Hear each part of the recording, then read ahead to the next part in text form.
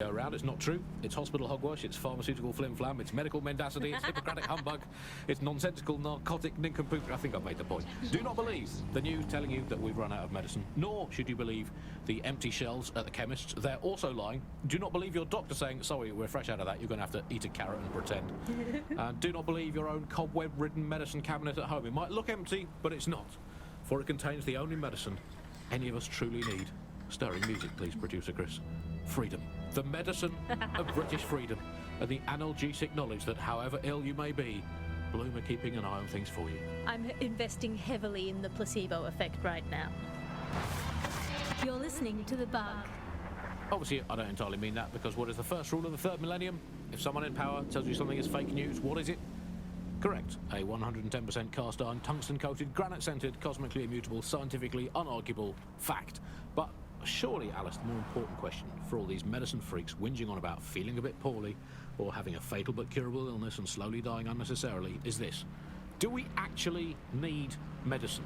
If you today got diagnosed with a potentially fatal illness, would you not look around at the nation that we've become and think, hey doc, put your life-saving treatment down, I'm going to take this free one-way bus out of here. Now hold that pillow over my face until the twitching stops. I just don't think we should think of it in such a negative way. Don't think of it as a medicine diet, Andy. Think of it as a series of healthy lifestyle swaps. Swap out anti-inflammatories for antacids. Swap out the iron lung for the aluminium lung. Swap out MRI machines for Mary machines, which is just a lady called Mary telling you you're fine. Obviously, critical shortages are as much part of our daily lives, our society and our culture today as things like football, music and complaining about the weather used to be in the old days. And, well, food shortages, yeah, we just learn to live with them, don't we? And there's a lot of positives as well with all these food shortages. I mean, we were eating too much anyway. As a nation, the government's just helping us live healthier lifestyles. It's so hard to diet on your own, isn't it? You need the support of a friend or a loved one or a government or collapsing social infrastructure. Positive too, meat, very bad for the environment. So we're actually rebuilding the polar ice caps every time we eat a scrap of lettuce. Positive three, the human race had already cooked all the recipes it needed. There was nothing more to be done with food. We've done that. We can tick it off. We've done it. I was bored of food anyway. I've been eating it all my life. If you've been doing the same thing 3 times a day, 4 sometimes, 7 or even 8 times a day, you're bound to get bored of it. And also, final positive, no more meal times. Frees up all that extra time for appreciating all the selfless hard work that Albion do to keep us all safe here in Britain. Well, as you say, Andy, people are drawn to novelty, and everyone's had breakfast once. Why you got to keep having it again and again? Boring, repetitive. There's enough of that in life as it is. You are listening to The Bug. Well, another story that has come to the fore recently is that all European imports have been banned for public health reasons, which is great news. I mean, at least we can get ill eating good, home-produced, locally sourced, British, industrially unsafe food. That's something we can all cling to. Public health reasons, those are curious words. Alice, I don't know, is that in case the public gets too healthy eating all that Mediterranean muck? Let's have British food for British tummies. Spelt, nettles, rabbit. That's all we need. That's all we need in the glory days. Everyone round to Nigel's for dinner. Yum, yum. Who needs Italian olives when you can eat pickled rubber bands and a soup of regret? Who needs a nice cheese when you can eat a lukewarm, unspecified rat meat pie with 0 spices? Sand, nettles and bits of dead fox. That's all we needed to eat in the glory days. Let's make Britain great again. That's all from The Bug today. Good night, sleep tight, and make sure the bed bugs do bite.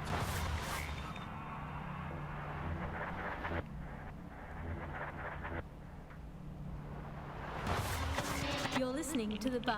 May cause nausea, vomiting and headaches.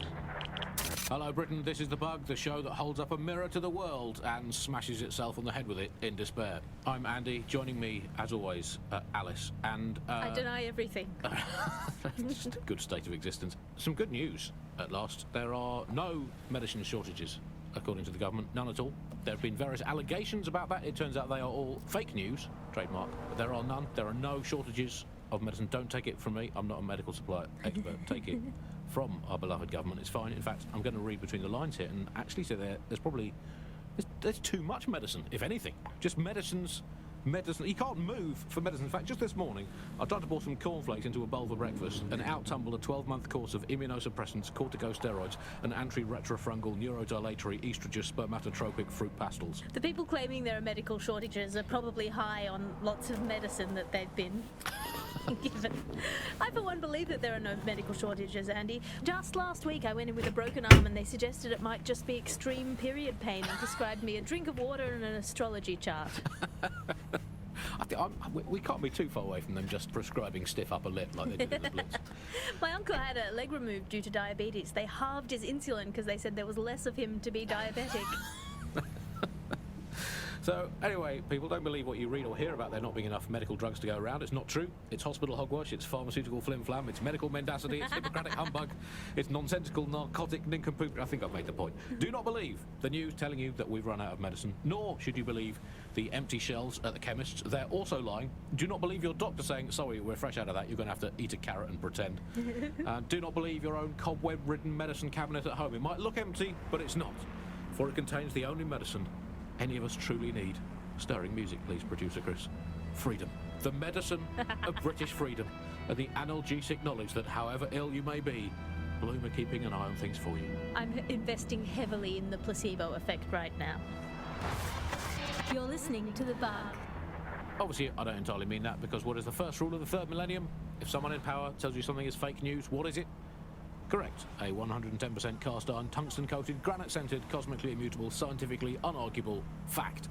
But surely, Alice, the more important question for all these medicine freaks whinging on about feeling a bit poorly or having a fatal but curable illness and slowly dying unnecessarily is this. Do we actually need medicine? If you today got diagnosed with a potentially fatal illness, would you not look around at the nation that we've become and think, hey doc, put your life-saving treatment down, I'm going to take this free one-way bus out of here. Now hold that pillow over my face until the twitching stops. I just don't think we should think of it in such a negative way. Don't think of it as a medicine diet, Andy. Think of it as a series of healthy lifestyle swaps. Swap out anti-inflammatories for antacids. Swap out the iron lung for the aluminium lung.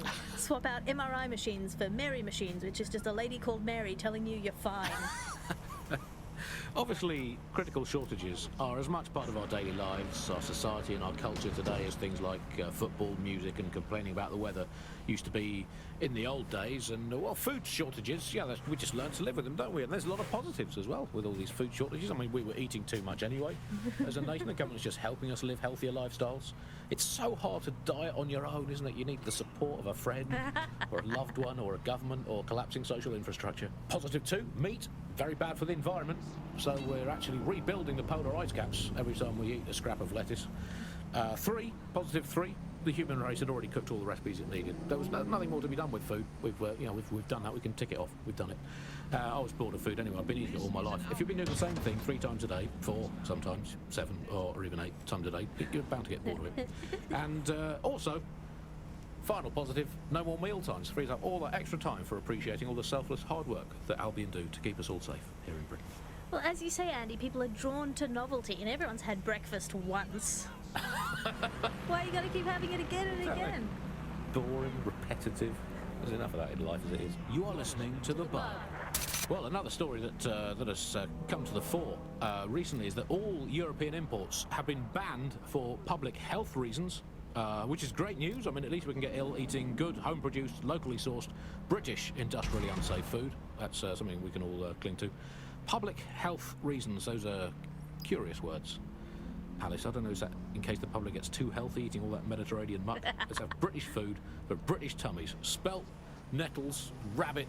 That's all we need. That's all we need in the glory days. Everyone round to Nigel's for dinner. Yum, yum. Who needs Italian olives when you can eat pickled rubber bands and a soup of regret? Who needs a nice cheese when you can eat a lukewarm, unspecified rat meat pie with 0 spices? Sand, nettles, and bits of dead fox. That's all we needed to eat in the glory days. Let's make Britain great again. That's all from The Bug today. Good night, sleep tight, and make sure the bed bugs do bite.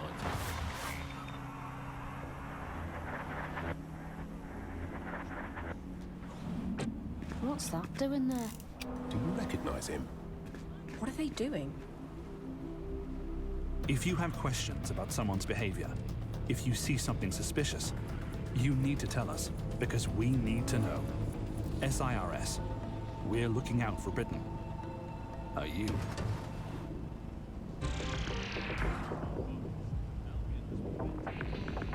Hello and welcome to today's episode of The Upload. We're talking about the optic and how it's changed our lives.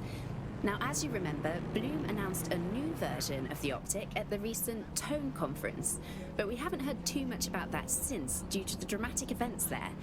Let's cast our minds back and consider the technology. I mean, the Optic changed everything. It lets you see things in AR. You no longer need a smartphone. You just have the small implant that sends signals to your optic nerve and lets you see your emails, take calls, and browse the internet directly as if the screen was in front of your eyes. Instead of having to carry around a phone, you've just got the small handheld unit. So much lighter and so much more convenient. It's great. Vicky, you sound like you absolutely love the Optic. Do you actually think that it's made our lives any better? I mean, sure, it's definitely made things a lot easier. It's so simple to call someone now. All you have to do is choose who you want to chat to, and they're there, ready to talk. And browsing the web is so much easier. I remember when you used to have to sit down at a computer with an actual keyboard and mouse and type everything out. And my favourite feature is public transport. With the Optic, you can just walk straight onto the tube. It even acts as a passport. No longer do I have to dig around and try and find my old paper passport just to travel somewhere. Also, I thought that Optic's marketing strategy, making it free for people, was a stroke of genius. Genius. Bloom was really calculated when it was doing that. It was pushing this draconian device on us at all. Sure, everybody flocked to it. There was free Wi-Fi and phone plans. That definitely helped, but it wasn't a case of this is a product that you need in your life. Why do you hate it so much? It's just the worst because you had to give up your privacy expectations and accept surveillance. It was almost like the government and Bloom didn't even need to make the Optic mandatory. Making it mandatory was only to get the last holdouts across the line. If free data didn't convince you, fines and arrests from the state for not having the Optic would pretty much be enough. I mean, what do you mean by privacy problems? No one really talks about that anymore. They don't talk about it because we don't have any choice when it comes to the Optic. Yes, it's convenient and mandatory, but everybody's forgotten what it really means. Here, you've got a whole company owning basically all the data about your life. Bloom can see everything that you can see. Nothing is private anymore. There are so many times when I don't want anyone to have a clue about where I am, who I'm chatting with, what I'm doing. It's not even dodgy stuff, but I just don't want anybody to blackmail me with this in the future by hacking it. And because of Bloom's contracts with the government, it isn't just Bloom that can see everything I do, it's the government. The UK as a state has become a complete surveillance paradise. I think you're painting a bit of a bleak picture. It's not all that bad. No, you're completely wrong on this. I don't want everybody tracking me wherever I'm going around London. Well, in that case, you might be interested in some rumours I heard. Did you hear that some DedSec hackers have found a way to bypass the Optic's connection with Bloom? Are they actually making it better or usable or actually friendly for anybody? Well, word on the street is that they've been able to create an encrypted signal, which means that your world might have a chance of becoming a bit more private again, so you could go back and enjoy all the great things about Optic without that fear of surveillance. With the Optic, privacy's dead.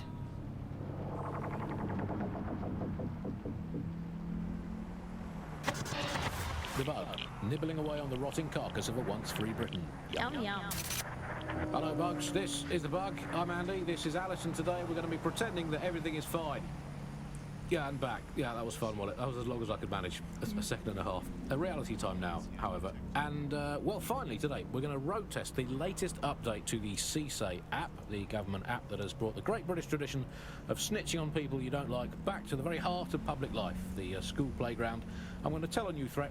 It's got a whole new lease of life these days, thanks to CSAY, and isn't Britain all the more fun because of it? No more grumbling about your neighbours playing their music too loud, just simply report them to the state and have them, shall we say, involuntarily rehoused at Hotel Cass, the chain of hotels that was formerly known as the prison service. What was the slogan? Is it, if you see something, say something, or if you think you might at some point see something, say something, or if you haven't seen anything but don't like someone, say something anyway. So, well, let's have a look at this new app. Alice, I'm sure you've got it on your phone. I mean, at first glance, well, the interface is lovely. It's so neatly designed. A simple button to snitch on someone. That's so much better than non-government informer apps like Stool Easy, Can Canary, or Narc Shark. I mean, look, I just need to geocache where the person I'm ratting on currently is. Let's call her, for the sake of argument, Alice.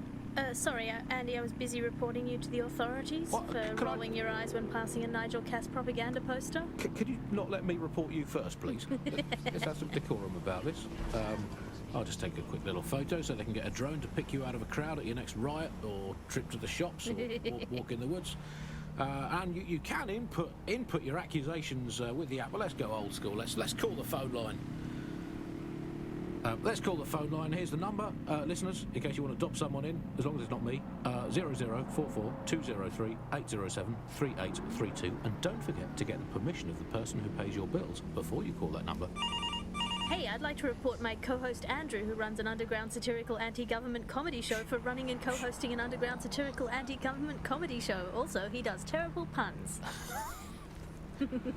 Well, excuse me, I have a suspect for you. That is my co-host, Alice. I have some evidence for you. She tutted audibly at the sight of an Albion vehicle in the street yesterday. She says she prefers pigeons to bloom drones. I mean, come on, seriously, when did a drone ever crap on your picnic? And what's more, and look, I've no idea if this is true or not, but I have it on very good authority, so please write this down, that she owns not one, but two unlicensed fallopian tubes, whatever they are, but they sound dodgy. If I had a crypto for every time someone had reported my fallopian tubes, I'd have 3. Sure, I think it converts to about 120,000 Great British pounds in the old money. We'll report back in the next episode about whether or not we've been arrested and interned. I mean, I love this system, Alice. I mean, no more awkward, rumbling resentments with your neighbours, your colleagues, or what the heck, depending your family. You just dock them in and be done with it. But I guess it could backfire. I mean, the thing is with a family, inevitably parents and their children, they end up squabbling, and, in today's Britain, your kids are going to dob you in, so you might as well get in there first and preemptively counter-dob them in to the authorities. What's that number again? Let's call them up again. Hey, I've got someone else. It's my son. Let's call him Norris. He never tidies his bedroom. He gets up late. He listens to illegal, non-government sanctioned music and is covertly plotting the downfall of the government and the restoration of a true democracy. Thank you. Yeah, just define all your household chores as patriotic. And if they fail to do them, dob them in. Problem solved. If you don't do the washing up, do you even want a clean British ethnostat? This is the bug on the Buccaneer. The bug. Well, before we go today, Alice, let's delve into what we most miss about the old days. I'm going to kick off with the flag. I never thought I'd miss the old Union Jack, but somehow our new flag managed to be even more irritating than that. I don't know quite what it is, if it's the new colour scheme, or if it's just that it symbolises the loss of everything we once held dear. But that flag irritates the hell out of me. Was everything you ever held dear Scotland? Well, that was something I held quite dear. I miss being able to dodge my friends' destination weddings in Italy. There's nothing worse than being asked to spend the equivalent of a motorbike on some sort of boat-based farce in Sorrento, and I always used to really enjoy saying, oh no, I can't afford it. Now they're all getting married in Brighton and I have to go to that alleged beach. It's made of rocks, Andy. If your sandcastle is an actual castle, that's not a beach. Tell you what I miss. I miss free will. That was fun. Remember that? I mean, was it an illusion all the time? Who cares? It felt fun. I miss cash, particularly coins. I really miss coins. The fun of doing a heads or tails best of 5 to see if you had to go to the gym, and then a best of 7, and a best of 9, and until you won. That was a long losing streak. Now with crypto, all the romance has gone out of heads and tails. I miss romance, Andy. I miss there being mystery in life and not just a hope that your new partner isn't good enough at hacking to find out all the information the government has on you. Bye for now, bug fans. Keep feeding the kitten of resistance, and one day it will grow into a Tyrannosaurus Rex that will use the Cass family as toothpicks, metaphorically, of course. Market dips, shares roller coasters, cryptocurrency. There are those who like to speculate to accumulate, and those who just want to make sure their money is safe. Lane Bank has been offering loans, savings and mortgages since we were founded in 1867. That's why we're sticking with the pound. Only legal citizens, only the pound, only you. Lane Bank, because we know you're banking on us. Prevented further terrorist attacks from taking place.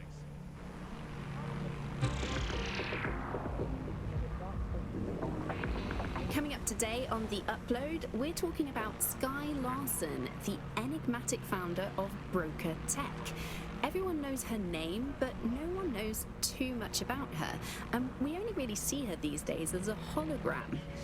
She was pretty young when she launched Broker Tech, the company that is best known for introducing Bagley to the world.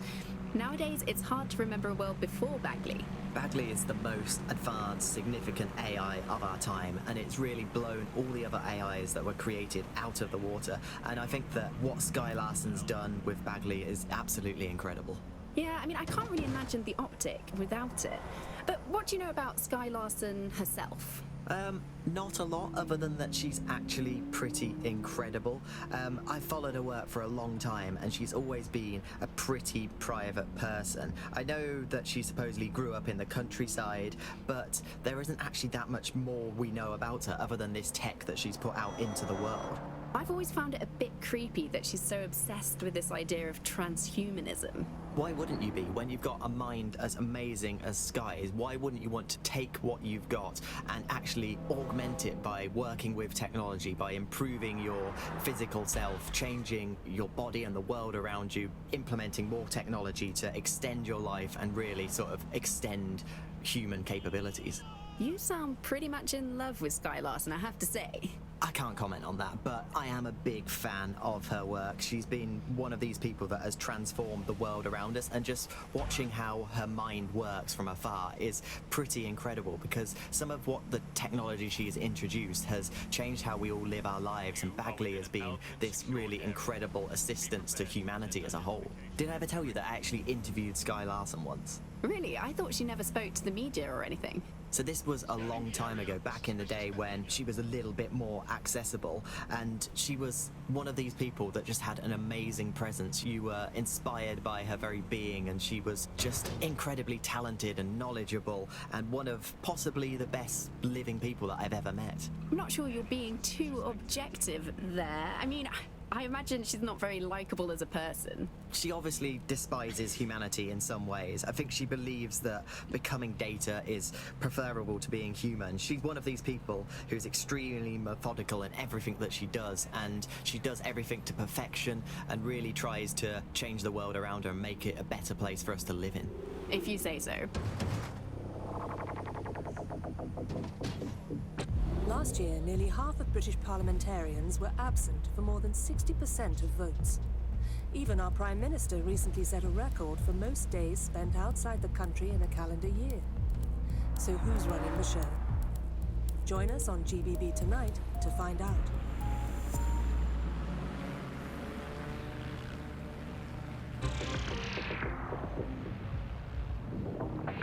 Hello and welcome back to The Upload. In this episode, we're talking about CTOS 3.0, the city operating system that's now powering all of London. For those of you who need reminding, as if anyone does at this point, CTOS was first used in Chicago in 2014 and then San Francisco in 2017 before coming here to London. And every time it's been rolled out, it's been pretty much an unmitigated disaster.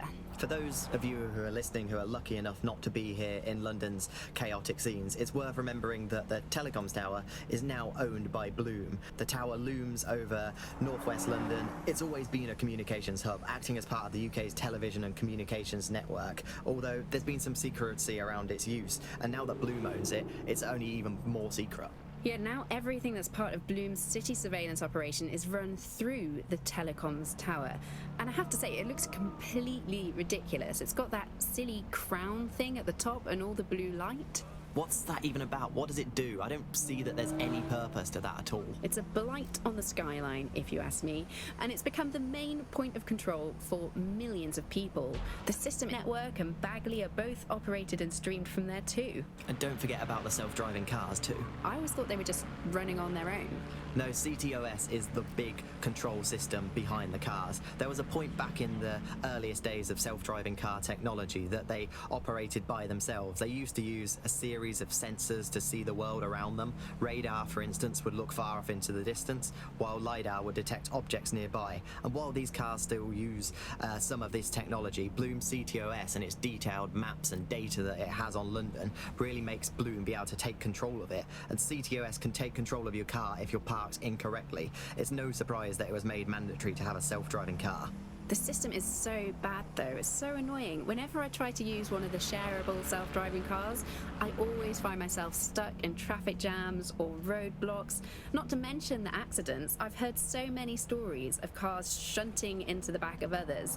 I think they're worse than human drivers sometimes. The technology was meant to make things better, but Bloom has made it so bad that it just makes London even more chaotic than it was before. I'm giving up on the cars. I'm only using the bikes, which are not self-driving at the moment, at least. And don't even get me started on the data. Everything that Bloom sees from your movements around the city and the self-driving cars is collected and feeds back into its big information control system. Oh, not you and Bloom and privacy again. You're a broken record. Not as broken as our city's cars. The Bug. Objective voice of objection for a most objectionable world. Hello, Bugsters. Welcome to The Bug, the comedy show that holds up the Medusa of satire to the already immovably concrete face of modern Britain. I'm Andy, I bench 480, and I can crack a tree in half just by looking at it. Can I? Well, what is reality anymore, anyway? Alice, what do you bench? I bench body weights. Right. Well, not my body weight. Okay. Body weight of a baby. Yeah, I mean, you don't need to give that kind of detail. Just It's very body weight. impressive. People look at me and go, where did you get that baby? Yeah. You are listening to The Bug. In this week's Truth News, according to an official poll, 98% of Londoners are very happy with CTOS. And I am not sure that I agree with this, Andy. I don't think 98% of Londoners have ever in the history of London ever agreed on anything. You could not get 98% of Londoners to agree that oxygen was better than breathing a fog of raw liquid feces. And they expect us to believe that everyone agrees CTOS is better than not choking on shit mist. I mean, maybe they just meant 98% of one specific Londoner who bought shares in Bloom before its tentacles grew into every crevice of the country. I mean, this is not just any old poll. We should say that this is not any poll. This is an official poll, right from the very heart of government. It's not a knock-off fake poll of an elderly couple and their mangy old dog sitting on a bench waiting to die. This is an official poll. So let's just put those words "official poll" through an online translator in case you didn't study languages. Let's find out what it actually means. Made up lie. There we go. Glad to clear that up. I think it's fair to say, entirely trust these official polls they feed us, Alice. I mean, they could publish an official poll saying that over 99.9% of children like ice cream, and I would instantly assume that all children now hate all ice cream and would prefer to eat a bucket of gravel mixed with dead badger. They could publish an official poll saying that 10 out of 10 cats prefer cat food to being whacked with a tennis racket, and I would assume that all cats have gone vegan and were queuing up outside Wimbledon meowing, "Choose me, choose me." I trust these polls as much as I trust someone recommending a movie that they watched during a breakup. Your judgment is impaired, Sally. I'll make my own decisions. I trust those polls as much as I would trust Mary Kelly if she came up to me and said, "Congratulations, Andy, you've just won a free holiday to the south of France in the back of this windowless van." I think official polls are like the unsolicited dick pics that the government provides us. I didn't ask for it, I don't believe it, it's on an angle, you've artificially inflated it ahead of time, and anyone that falls for one deserves all the disappointment of trying to match it to reality. These polls are absolute rubbish, Andy. I read one the other day that said the plumbing in London was good, and it absolutely is not. I mean, we have this technology now where they can spy on my every bowel movement. There's a CTOS camera installed inside my underwear drawer. A media drone is scaring the birds off my garden bird feeder, and you can't get me consistently hot water. Speaking of media drones, I mean, they're everywhere, clearly. The great thing, I guess, about media drones is that, as inanimate robots, they actually have more humanity, compassion and dignity than the human journalists we used to have to put up with, and a much more accurately calibrated moral compass. But it's the intrusion I can't stand, Alice. I'm in showbiz. Look at me here in this windowless dungeon. I'm in showbiz. And it's terrible for me, all these drones, knowing I'm being filmed all the time. Every day I have to make sure I've done my hair and makeup and not wearing clothes I've ever worn before. Well, we all have crosses to bear. At this point, they've installed so many CTOS cameras, I'm not sure where they'll put the new ones. On top of the old ones, just cameras watching other cameras, like a social media influencer so self-absorbed they don't know how to sleep without turning it into monetized content. I think that's the logical end of all society, isn't it? Where just everything has just become a camera filming another camera. To be honest, I've just given up on all news and reality now, Alice. I just, in fact, I now just make up my own headlines these days. I get a piece of paper and a pen, remember them? paper and pens, those were the days. And I'll just write down the headlines I want to read. Now, I'll just make my own newspaper. Look, here I've got today. If you point at the bird shit on your car window and say it's a currency, no one can tell you otherwise. Screams Chancellor at Bilderberg karaoke night. Let's write another headline. Here we go. PM announces Britain back on track after swapping all Crown Estate properties for some magic beans.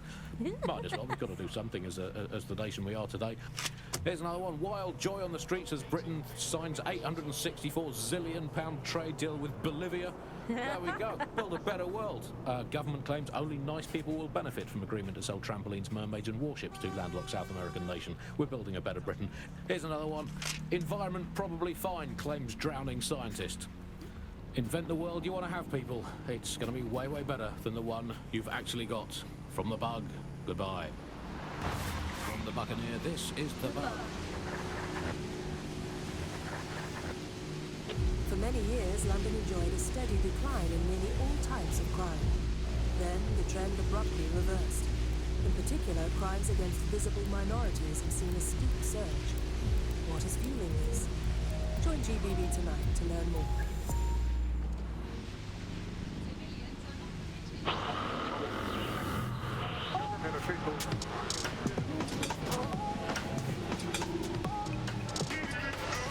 This is London Calling.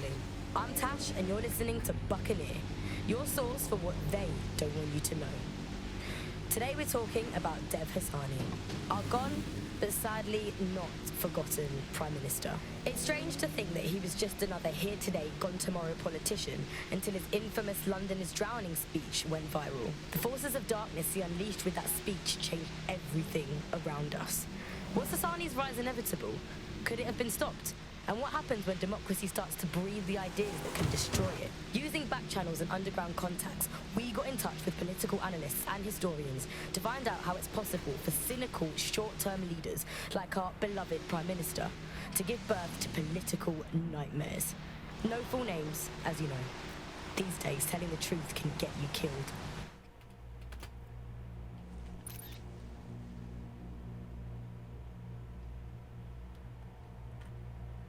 Helen spelt out the dangers of populism for major political magazines and websites back in the pre-censorship days. The appeal of fascist politics is about strongmen, and they are usually men, because it's about saying there are simple problems that are really easy to define, say immigration, and there are simple solutions to them, stop immigration. And they are really appealing because they make sense of a world that can often feel really complicated and confusing, and they do offer, or seem to offer, action instead of what politics can often be, which is a kind of messy set of compromises where no one gets really what they want, everyone gets a little bit of it. And that's the problem, really, is you end up in a situation where it looks like someone is going to do something incredible and transformative, but of course either it never really delivers, or it delivers at a huge cost to, for example, dehumanising people. And I think you see that in the rhetoric around immigration. If you say immigrants are a problem, we're going to stop them, it's a legitimate political stance for a country to want to control its borders, but the way that that's done can often end up being very cruel and inhumane, because what you have said is immigrants specifically are the problem. Not every fascist is a populist, but they are two interlinked styles of government, really, because what fascists tend to do is rely on narratives of deep change and of enemies. I think that's one of the hallmarks of this style of politics, where you represent your opponents not just as people who disagree with you, but as existential threats, as evil people. So you see it in the course of the run-up to the Second World War, where Jewish people are represented as, rats and a scourge. You see it with Muslims, where they are represented as coming to take over and replace white people. So you have big defined groups of enemies that the person who is trying to convince you to vote for them, or later on simply to support their regime perhaps, needs to defeat. There is always an enemy to be defeated.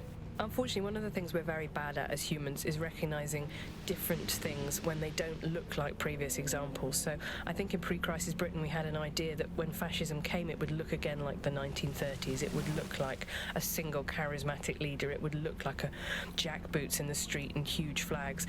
And it didn't look like that. It looked like social media groups. It looked like poisoning the well so that no information could be trusted. It had its own specific flavour, and that, I think, blinded people, as did a kind of complacency that things aren't ever going to get that bad ever again. That's a problem for the past. We're much more sophisticated now. We're not going to succumb to these great moods of emotion where everyone is hysterically listening to a leader. Well, guess what? People don't change that much. Where do authoritarians come from? Before the crisis, Ian was a senior journalist covering the global rise of the strongmen. Populism started to rise as a response to a series of crises. Now, some of these were true, some of them were false. There was a financial crisis. People were poorer. They were less secure than they were. They were looking for easy answers. There was a refugee crisis. I mean, the extent to which that was an actual crisis is frankly questionable. There wasn't actually that many people coming over. But what you had was mainstream news reflecting really quite right-wing rhetoric, portraying what was ultimately a trickle of boats as a major crisis hitting the country. And once you get into that situation, you are primed for having authoritarian leaders with fictitious but easy answers come along with a populist message and basically say to you, look, I will take care of the problem. I will make it all go away. So how do populists capture existing political parties or institutions? The truth is this usually happens in about 3 different ways. The first one is the easiest one. You set up a party, you win an election, you take over. But that doesn't actually happen that often. The second way is a bit more common, which is that you basically find yourself in coalition with usually a mainstream right-wing party. And this has happened this is exactly what happened, of course, in the 1920s in Italy with Mussolini. It's exactly what happened in the 1940s in Germany with Adolf Hitler, which is that the mainstream bring them into power. And there they think they can control them, but you can never control this kind of party. They will always take charge. The third way is the most pernicious and the one that we recognize least. And that's when basically from the opposition, from the media, right-wing populists get their message out against immigrants, against corrupt elites, supposedly corrupt elites, and just pump out that message, pump out these frames of reference, and by virtue of that they take control of the political dialogue from well away from power. It's easy to slide from democracy to totalitarianism. It's a lot harder to fight your way back again. But that's what we're here for. You've been listening to Buccaneer with me, Tash. Thanks to our guests for having the courage to talk to us. Keep listening, tell your friends, and spread the word. There's nobody to fix this but us.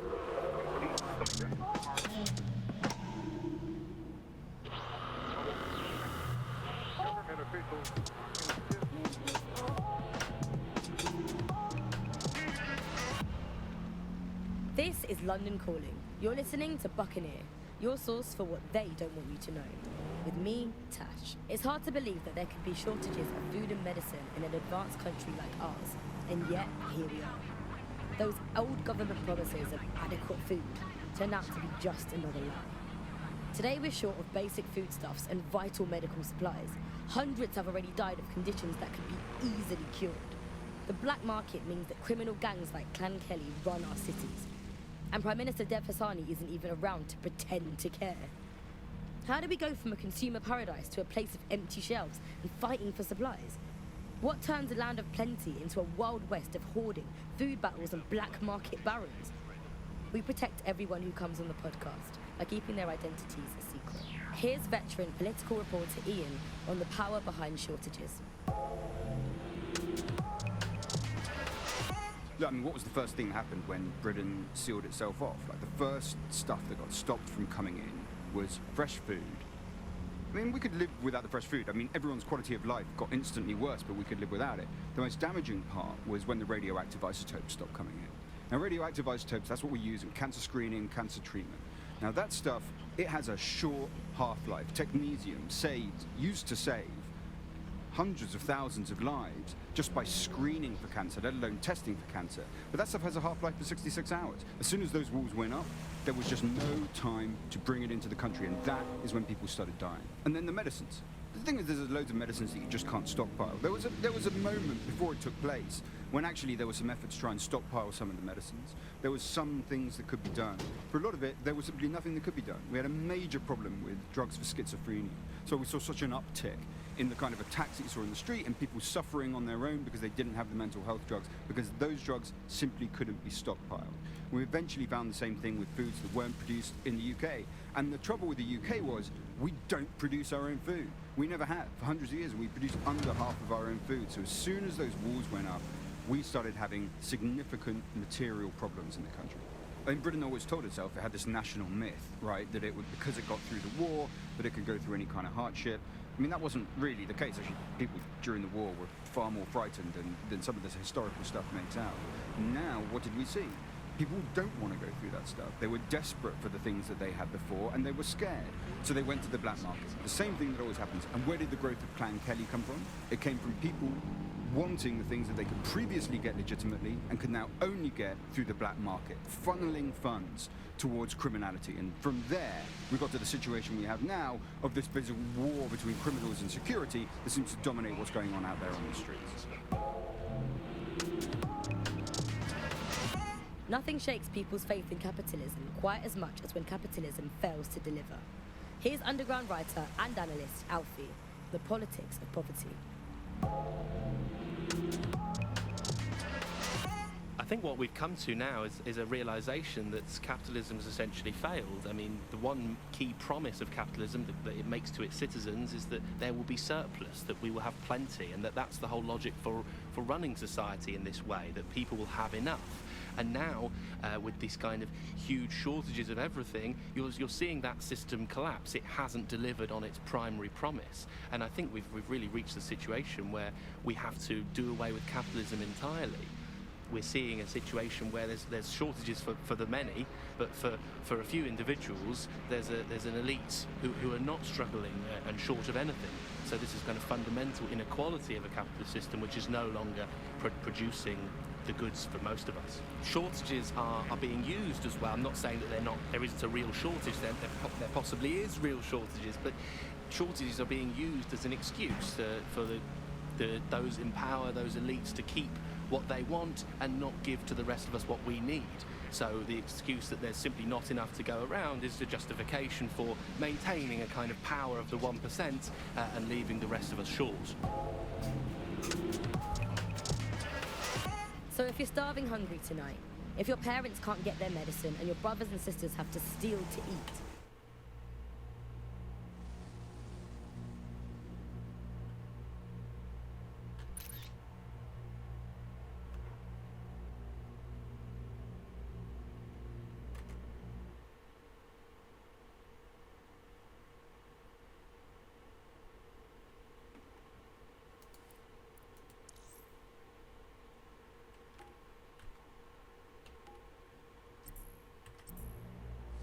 remember, it's all for the good of Albion.